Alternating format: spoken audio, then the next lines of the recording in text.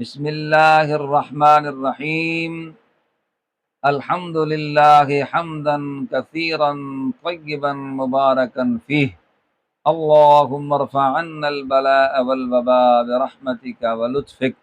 پوچھا گیا ہے کہ آج کل بڑی پریشانی ہو رہی ہے کہ شادی نہیں ہو رہی۔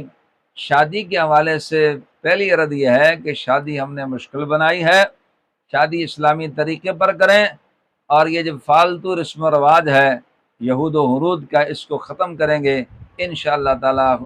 نبی علیہ السلام کی سنت میں آپ کو مدد ملے گی اور جلدی شادی ہو جائے گی۔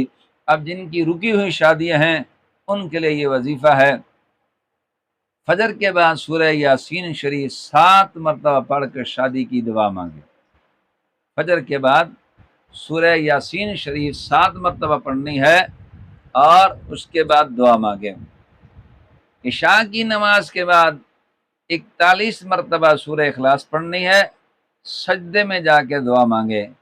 عشاء کی نماز کے بعد 41 بار قل هو اللہ احد اللہ الصمد لم یلد ولم یولد ولم یکن له کفوا احد، اور اسی طریقے پر وَكَفَى بِاللَّهِ وَلِيًّا وَكَفَى بِاللَّهِ نَصِيرًا وَكَفَى بِاللَّهِ حَسِيبًا وَكَفَى بِاللَّهِ عَلِيمًا وَكَفَى بِاللَّهِ وَكِيلًا وَكَفَى بِاللَّهِ شَهِيدًا۔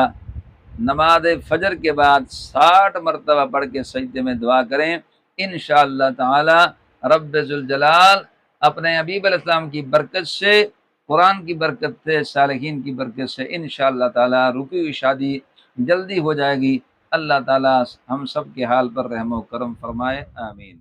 مولانا قاری محمد رفیق خان کے آفیشیل یوٹیوب چینل کو سبسکرائب کریں اور بیل کے بٹن کو دبائیں تاکہ ہر ویڈیو اب تک سب سے پہلے پہنچ سکے۔